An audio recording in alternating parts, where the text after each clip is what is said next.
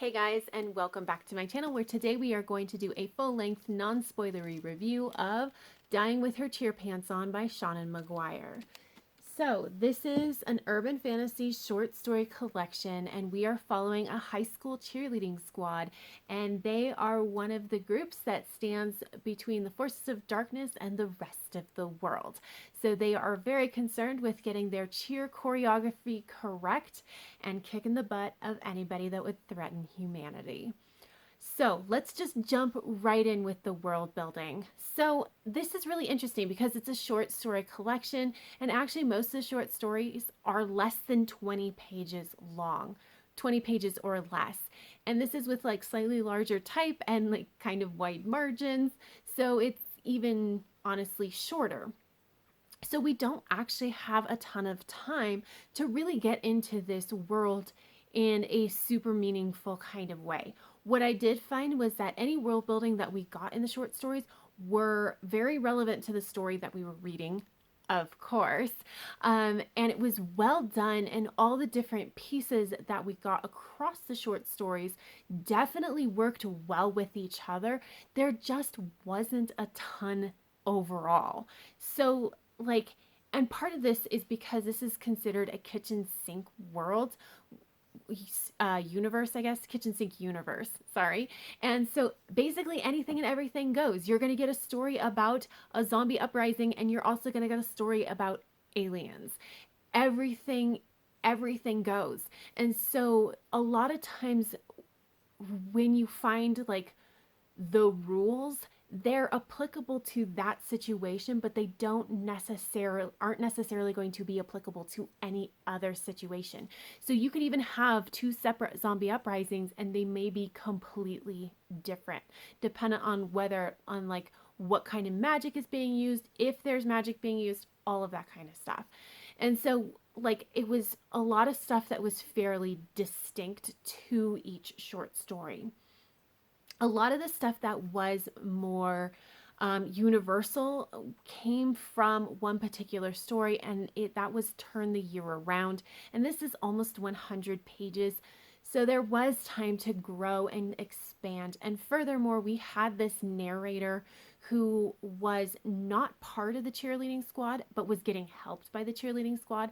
And she also didn't remember almost anything. And so things got explained to her a lot.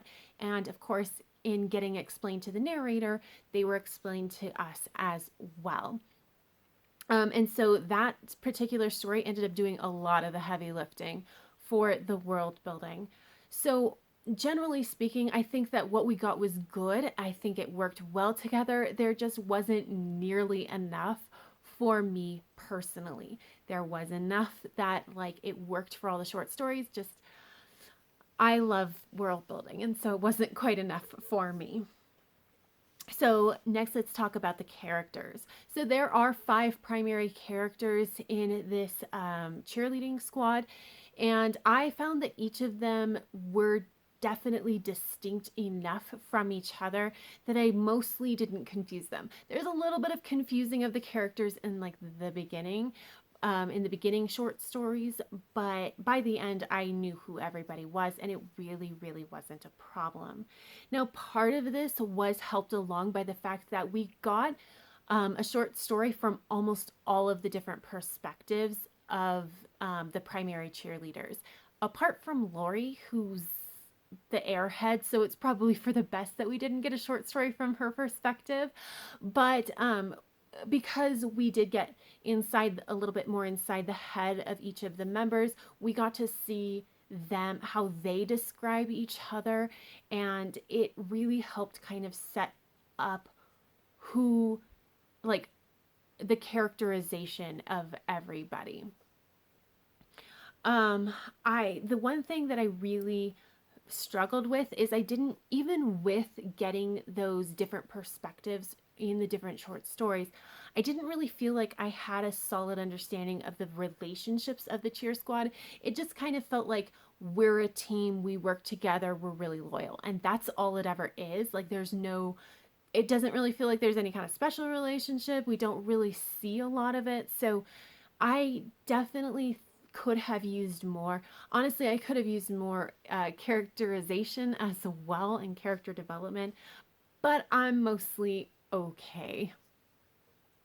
So again, it worked well with the story. We got enough for the stories, but I definitely could have used more.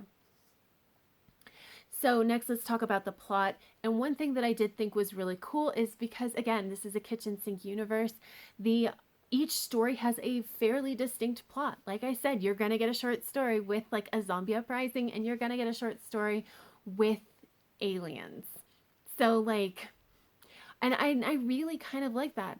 They all kind of follow this formula of like something weird happens and then a solution is found, whether that means kicking the butt of a monster or, you know, helping a lost girl or whatever. Like that's kind of how we follow it. But because there's so much that could possibly happen in this world, like the possibilities are almost endless.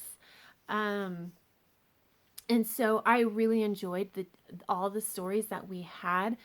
Um, I will say, however, I believe that this short story collection was basically created by pulling stories together that had already been written. And what that means is that there is no overarching plot.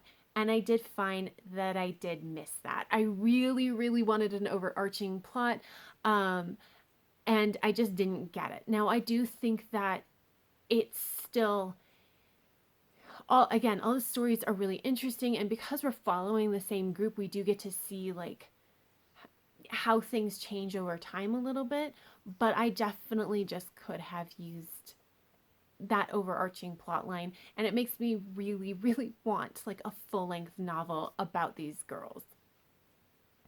So next up, let's talk about the pacing and writing style. And generally speaking, as is very befitting, the writing style is pretty action oriented. It is fairly fast paced. It's find a problem, solve a problem, right? And so the writing style very much reflects that, apart from the longer short story, Turn the Year Around. Now, because we do have 100 pages, that one is a little bit slower. It's still fairly like it's still medium to fast paced, but it is obviously a little slower. It is atmospheric, and the writing is a little bit more lyrical. In this, you can definitely see that Seanan McGuire is a poet and a songwriter, and it very much comes out on page. I did also really appreciate that before each short story, we had an introduction from the author, which provided a little bit more context. And I just found that it was just that nice little extra touch that I ended up really appreciating. So overall, I really liked this short story collection, but I do feel like in some ways it was limited by its format. I think that if I had found each of these individual short stories in like an anthology by itself, I would love it and I would be intrigued. But altogether, it kind of just, it makes it so that, again, this is a really great start, but I wasn't satisfied with when it came to an end, because I just wanted so much more from it. And like I said, with almost everything, I just wanted more. I wanted more character development. I wanted more world building. The plot, I would have loved an overarching plot. And so I'm not necessarily downgrading it because this is a short story collection and those things are really hard to do, but I wanted them.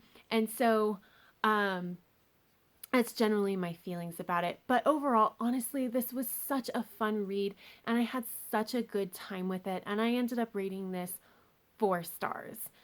So that's it, you guys. Let me know down below if, again, anybody has ever even heard of this book. If you are interested in it, let me know down below. But other than that, that's all I got. So if you like this video, please give it a thumbs up. And until next time, have happy reading, and I will see you in the next video. Bye!